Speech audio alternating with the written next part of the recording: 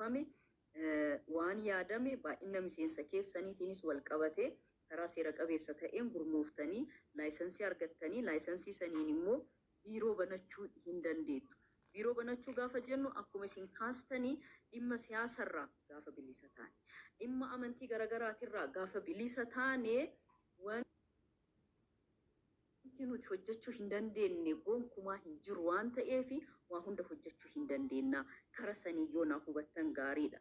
Inni bira qaamaan wal arginee kan jettan siniif kaaseera amma waajjira federaalaa kaasee biiroo oromiyaatirraa kaasee dhimma hojjetaaf hawaasummaa dhimmi daayispooraa wal qabatu dhimma hojjetaaf hawaasummaatiin walitti dhufa waan ta'eef isaanii walis hin qunnamsiisuu nan danda'a. Dhimma baay'een isaan warri as keessa jirru immoo dubartiidha waan taaneef mirga dubartii warri kabachiisu biiroon dhimma dubartootaa hin jira waan ta'eef isaanillee walitti isin fiduu hin danda'a. Akkasumas qaamni daldala keessatti seenna taanaani የቀጠናዎች ትስስር ከበጀሙ ካሳሁን ጎንፌቲን kan hogganamu biiroo የቀጠናዎች ትስስር daldala keessa gaafa seennu immoo isaaniinillee walitti dhufuu hin danda'ama waan ta'eef ani karri hundi banaadha daayispooraadhaaf yeroo ammaa kana keessatti.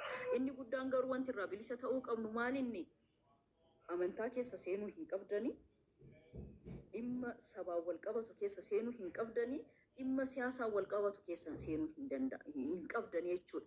Fagoo deemna jennee kaane taanaani mirga keenya kabachiifa jenneetiin kaana taanaani dhimmoota kanaan alatti bilisa gaafa taane hojii kamuu hojjechuudhaaf harri mootummaadha bakka hundatti banaadha waan ta'eef waan bal'aa nama rakkisu waan hin qabneef ani bifa kanaan osoo namni hundi waldaa kanarratti amantaa godhatee namni bakka isin buufattan luulaadha. Luulaa bal'aa kanaan dura hin beeku dhiyooma kanadha kan wal barre luulaan waa hunda isaa isin mijeessuu hin dandeetti waan ta'eef namni keenya yeroo baay'ee maalinni kan inni kaasaatiin hin ture Itoophiyaa keessatti dhimma ofii raawwachuu hin danda'amu wanti jedhamu jira. Karaa salphaatiin hin deemnu waan ta'eef nuti maaliidhaan deemna? Dallaalaan deemna waan ta'eef karrabana dallaalli nutti cufeeti. Dallaalli karrabaneetiin seenuudhaaf jedheetiin waa hedduu nu gaafataatiin hin oolu. Faayidaa ofiiti malee kan inni gaafachaatiin hin oolu dhimma keessanii fi dhimmi mootummaa walitti isin fidee riqicha ta'eetiin waan isin barbaaddan bira gahuudhaaf dallaalli jidduu kana namatti taphataatiin hin tureera waan ta'eef mootummaa bira gahuun baay'ee ulfaataadha jedhameetiin hin yaadama. Yeroo ammaa kana keessatti kun cufateera. Sadarkaa sanirra hin jiramu. Direct qaama dhimmi ilaalamu waliin. Investimentii onlaayinii ofii keessanii galmooftu. Biizines pilaana keessan ofii keessanii qabsiifattu. Fakkeenya bakka buutuun teenya luulaadha taanaan luulaan maal qabatteetiin hin deemti bakka bu'ummaa isiidhaa kennitan san qabattanii waan isin barbaaddan san bakka keessan buutaniitiin hin himti malee dhimma keessan guutuu luulaan hin raawwattee osoo hin taane abbaan waldaa san bakka bu'eetiin hin jiru ala teettanii onlaayiniidhaan waan isin barbaaddan onlaayinii ofii keessanii galmaaha daariikti biiroo waliin walqunnamaatiin hin deemtu waan ta'eef ani bal'aa akka kaleessaa wanti sodaannu hin jiru. Sanirra kan darbe dhimma jiruu keenya sirreeffachuudhaaf yookaan immoo fooyyeffachuudhaaf waldaadhaan gurmaahuu qofa osoo hin taane please dubartoonni keenya warri dinagdee qabdan warri dinagdee qofaa miti immoo warri yaada biizinasaa qabdan waan xiqqarraa ka'ameetiin jiruu keenya fooyyeffachuun hin danda'ama waan ta'eef dhuunfaadhaan illee investimentii keessatti biizines keessatti seenuun hin danda'ama. Dirqama immoo investimentii qofaa miti. Dhuunfaa keenyaan iddoo daldalaa garagaraa kireeffachuudhaan bitachuudhaan jiruu keenya sirreeffachuun hin danda'ama waan ta'eef investimentii qofa irratti wanti nu rarraasu hin jiraatu. Dhuunfaa keessaniinillee bakka barbaaddanitti biyya barbaaddanitti biizinasa keessanillee sochoofachuu hin dandeettan waan ta'eef waan hundi karrisaa banaadha. Ani waldaa kanaan dubartoonni 1,000 wayii amma isin as keessa jirtanii kanaa olitti hundi isiitu as keessatti osoo dhuftee mirga isii akkaataa isinitti kabachiifachuu dandeettu karri amma isin jalqabdanii fi adeemsi amma isin deemaatiin hin jirtan boo'icha dubartoota keenya tan kaleessaa miidhama dubartoota keenya tan kaleessaa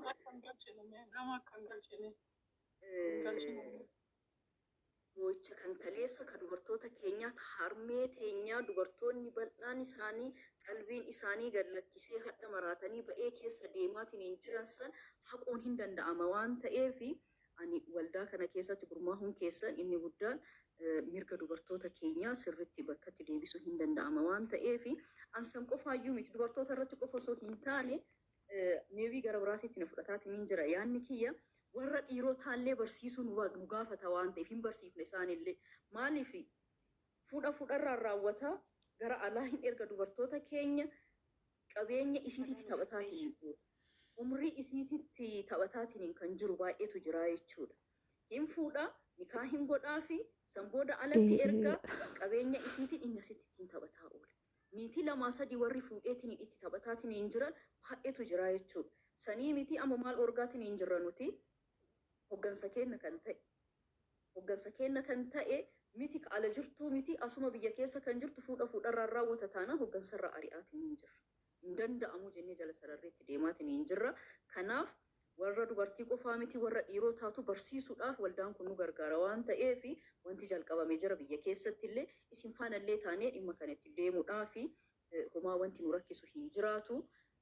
Gama biraatiin dubartoota keenya eessa faa jiran fakkeenyaaf kan miidhamteetiin hin jirtu jirti taanaan eessatti miidhamteetiin hin jirti bakka gahuu qabnu luulaafaa waliin ta'ameetiin mirga isaanii kabachiisuudhaaf abbaa alangaa kamiyyuu mana murtii kamiyyuu bira deemnee dhimma dubartoota keenya kabachiisuudhaaf waan nu rakkisu takkaallee hin jiru. Ani ufitti fudheera natti aansee immoo nafaana namni baay'een dhimma kana raawwachuu danda'an bal'atu jira. Isaan sanniin immoo luulaadhaan biyya keessa jirti waan ta'eef isaaniin walitti fida bakka an gahuu hin dandeenye luulaan nama isiin bira gahuu qabdu bira immoo angeessa hojii bal'aa waliin hojjechuu hin dandeenya waan ta'eef guyyaa takkaan yaada keenya fixachuu hin dandeenyu guyyaa takkaan waan hunda wal barsiisuu hin dandeenyu tamiifuu hamma na bira jiruudha yaada na bira jiruudha kan hadhaa fi dhiyeesse waan ta'eef bal'inaan immoo keessaanillee waliin mari'achaatiin hin deemnaa waan jedhu isin kaasuu barbaada. Guddaan ulfaadha. Galatuumaadha. Barbaadeeti.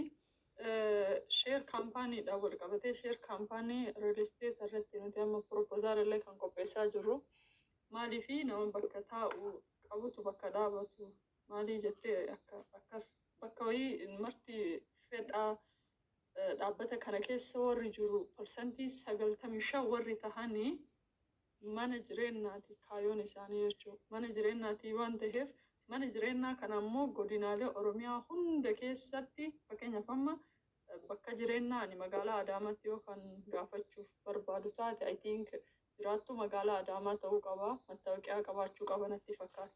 Akkasuma godinaalee garaagaraatiin ijoolleen walitti kan qabamte jechuudha. So ijoollee tana bakka isaan irraa dhufan hunda keessa deemnee akkasitti gaafachuun xiqqoon ulfaataa. So kanaaf gara riil isteetaatii waan kana yaaluu barbaada. Informationa tokkotu magaala Adaamaa mee godinoota Oromiyaa kana keessaa kan mootummaan riil isteetaaf hayyaman kan fa'a osoo takka nuuf tuqxe takka lammaffaa immoo magaala Adaamaa riil isteeta mootummaan asiin dura goloo wanni jidduu jirtu waan taateef hin dorgama natti fakkaata. Wanti sun gara qorannaatiin hayyamame moo akkuma dur Ihaadig keessa ture sanitti itti fufeera.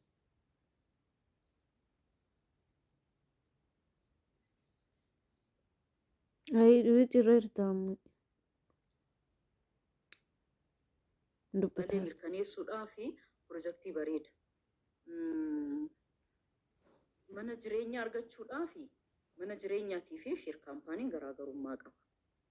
Sheer kaampaaniidhaan investimentiidhaan gurmoofnee laayisansii kennaan biizines pilaana kennaan gaafa heeyyama koreen boordii investimentii naannoo Oromiyaadhaan nuuf murteessee pirojektiin kenna sheer kaampaanii ta'e taanaan achi keessatti dalaguu hin dandeenya.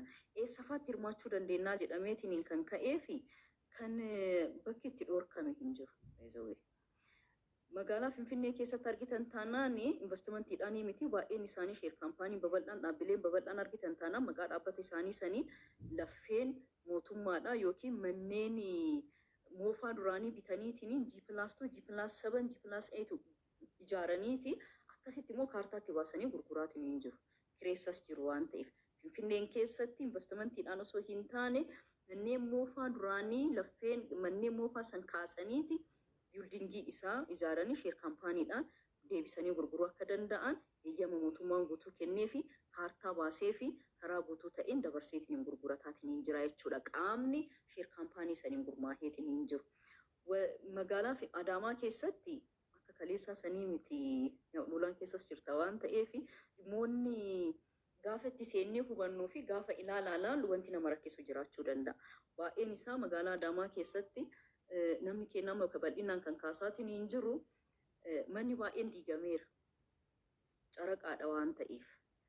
Ijoolleen teenya baay'een lafa achitti naannoo sanii bitanii manni baay'een jalaa diigameera. Seera qabeessaa miti waan ta'eef. Garuu immoo kan seera qabeessa ta'ellee kan kooriidariin irra bahe manni bal'aan diigameetiin hin jira. Namni keenya yeroo ammaa kana keessatti magaalaa Adaamaatiif ilaalchi inni qabu maalinni magaalaa Adaamaa keessatti namni keenya jiraachuu hin danda'u waan jedhu ilaalchisu hin jiru. San osoo hin taane kan caraqaa ta'e kan seera qabeessa hin taane bal'aan isaa diigameetiin hin jira. Kooriidariidhaaf jedhamee immoo manneen bal'aan diigamaniitiin hin jiru. So kanarraa ka'amee ilaalchi naannoo magaalaa Adaamaatitti jiru gaarii miti waan ta'eef gara kanaan yoo wal hubanne gaariidha hin danda'ama waan ta'eef. Gama biraatiin Bishooftuu keessatti hin danda'ama. Mojoon keessatti hin danda'ama. Naannoo yoo as dhufne immoo naannoo Arsii keessatti Shaashamannee keessatti bifuma sanii hin danda'ama waan ta'eef ani sheer kaampaaniidhaan nama baay'ee hammachuu hin danda'a. Garuu immoo asumaan sheer kaampaanii qofarratti osoo hin taane naannoo mana jireenyaa qofarratti osoo hin taane maanufaakchariingii irratti illee osoo bobbaanee waa hedduu isaa teeknooloojiin isin bira jira waan ta'eef impoort ekspoort gochuudhaafis isin bira humni guddaan teeknooloojiin guddaanii fi walitti hidhamiinsa gabaa guddaa isin argachuu hin dandeetta waan ta'eef maanufaakchariingii irratti osoo bobbaatanii karaa salphaa ta'een lafa bal'aa fudhattanii lafa qonnaan bulaa beenyadhaan fudhatameetini lafa bal'aa irratti kaampaanii gurguddaa banuu waan danda'amuuf saniin illee osoo bal'isnee waan jedhu kaasuu Abshir lubbu hunduu keenya maati inshaallah. Anis illee jimmuma hundus keenya abshir yaa.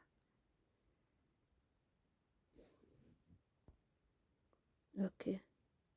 Dhumate? Rabbiin. Isinis haaluma saniini gama dubartiitiin konfidensii guutuudhaan akkanatti waadaa nu galuu keessaniif osoo isin galateeffatiin dabruun barbaadu. Nama hedduun nurraa baqataa ijoollee biyya Arabaati jennaan dubbiin teessanii namatti jedhee namni hedduun osoo mataa maruu isin dhuftanii nu bira dhaabbattanii osoo nu tuffatiin sa'aatii bal'aa nu kennitanii marii akkanaan waliin taasisuu keessaniif hedduu isin galateeffachuu barbaada maqaa dhaabbata kanaatiin.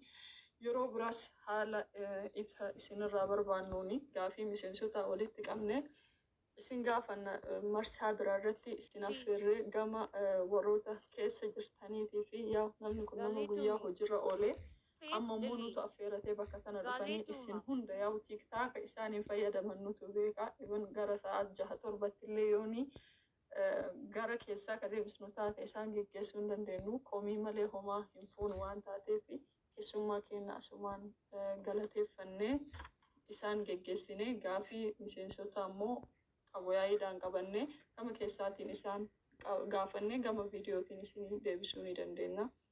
Akkam jettan muna akkasina fakkaata malee komii malee gaafii namoonni yaada xiqqoo qabaayoon eeyyamtanii duraan dursee addiranii isaan bagaroo dhuftanii carraa kana haawwanni teenya shamarran teenya bakka kana argamuun hedduu akka ilma keessanitti akka obboleessa keessanitti isin galatoomfadha. Waan kalee hawwaa turre waan kalee shamarri teenya keessa turte har'alee kan keessa jirtu keessaa shamarran teenya as baatee sadarkaa kana as ba'anii nutu isin bira jira nutu isin jira jechuun carraan kana caala hin jiru. Ammallee wanti takkatti isin dhaamannu ammoo waan kana ijoolleen teenya wareegama guddaa qabdu ijoolleen biyya Arabaa. Seenaa ijoollee biyya Arabaa yoo dubbanne dhugatti waan guddaadha. Waan ammootu haasaan illee hin dhumneedha. Waan ammoo seenaa irratti illee barraa'ee hin dhumneedha. Waan kanarratti akka obboleeyyan shamarran teenya wareegama guddaa kafalaa jirtu dalagaa shamarran teenya keessa jirtu har'a mootummaan komachuudhaaf ammoo mootummaan bakka hundaan gaa jechuun hawaasni kun ammoo of danda'ee dhaabatee kana ijaaramuun carraa guddaadha. Carraa kanarratti ammoo hamma dallaalaa biyya irraatitti shamarran teenya akka timaatimaatti gurguramaa jirti. Akka timaatimaatti wareegamaa jirti. Kan arganillee kan hin arginillee ta'ee nu ammoo warri biyya hambaa keessa jirru waggaa dheeraaf turre saaraan biyyoota adda addaa shamarran keenya keessa turte biyyeen shamarranii biyyeen saaraa keessa awwaalamte carraa guddaadha. Kan mootummaan waan kana lafa gabbuusee maqaa baqattootaatiif ijaara guddaa akka shamarran teenya ijaartu hawwii qabna. Akkasumatti ammoo shamarran teenya biyya keessatti carraa amma tokko lama to'itanii turtan. Shamarran teenya hamilee hagam qabdi. Ilaalcha nama bira dhaabachuu irratti hagam qabdi. Har'a ammoo as baatanii hagana dubbachuun ana hedduu irratti dhagame hedduu gammadellee. Wanni kanaaf shamarran teenya waan haganaa kan haadhonni keenya kalee maalirra akka turan haadhonni teenya mirga biyyummaatuu qabdi. Mirga achi keessa dhalachuuyyuu qabdi kan jedhu hawwaa turre. Har'a ammoo shamarran waajjira kan keessatti shamarran teenya waggaa 15 waggaa 20 gaafa dalaytu gaafa siin mana biyya galtu manni sunillee hin jiru qabeenyi sunillee hin jiru. Isiin ganaa deemtee qabeenya biraa horatti irraa ari'anii waajjira mara keessa horaitu shamarran mirga abbaa biyyummaa hin qabdu dhugaa dubbachuudhaaf. Dhiirri sun eenyu ta'e kan eenyu ta'e kana waan ta'eef kan akka sabaatitti keessa gabbu'aa akka mootummaatti illee keessa gabbu'aa mirga shamarran teennaan durgamatti walirra guddaa qabna. Seera addunyaa keessa shamarra teenya Itoophiyaatti kan akka horiitti gurguramtu. Dallaalli barri waajjira gurguddaa banatee maqaa mootummaa dhabatee waajjira gurguddaa banatee gurguratu jira. Yoo gaafatan ammoo waraqaa eeyyama mootummaa irraa qaba jira. Hidda isaa argachuu hin danda'an.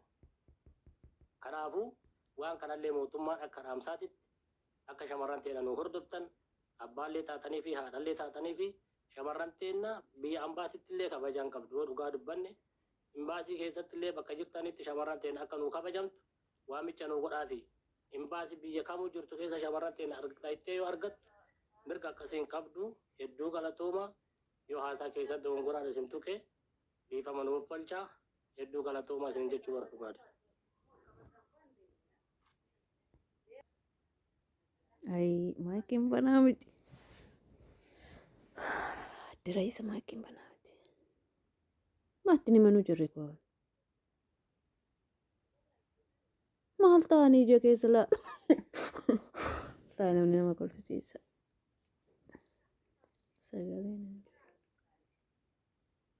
Sagaleen hin jiru. Ni jedhu jedhu kun maal dhagaaran sile. Munaa namti sagaleen hin jiru. Isa dhagaaran. Bade. Mafa waraab. Soofneetiin sirreessina kaanii karaan hundi banaadha waan ta'eef yeroo ammaa kana keessatti dubartoonni keenya akka kaleessaa boo'ichi hin jiru amma booda hin boonna malee boo'icha osoo hin taane boonatti seenna malee boo'icha amma booddee nurraa hin dhaabata boo'ichi takkallee nu bira hin jiraatu wallaahi waan wal bira dhaabachuu qabnu kamiinuu wal bira dhaabbanne mirga dubartoota keenyaa hin kabachiisna faayidaa isii hin kabachiisna waan xaartee argatte saniin immoo maatii isiitiif jireenya isii kan boruu saniif akka isiin jiruuf jireenya isii mijeeffachuu dandeettu mootummaan kara hundaanuu karri isaa banaadha waan ta'eef kara saniin hin deemna obboleessi kiyya qofti garuu warra dhiirotaati irratti osoo nu hojjettanii gaariidha irratti hojjenna fuudharraantu baay'ee nu rakkisaatiin hin jirti isii kanarratti qofa isii warri dhiiraa dubartoonni gurmaahanii isin qabsaahaatiin hin jiru warri dhiiraallee garuu ofirratti qabsaahuu danda'uu qabda waan ta'eef isii tana amaanaas hin jechuun barbaada. Assalaamu alaikum ulfaadha nagaanaa ta'a. Yeroo biraamu bal'ina walitti deebina. Hayyee jazaakumullah hundi keessanuu ammas dabraatii jiraadha. Rabbiin umrii keessa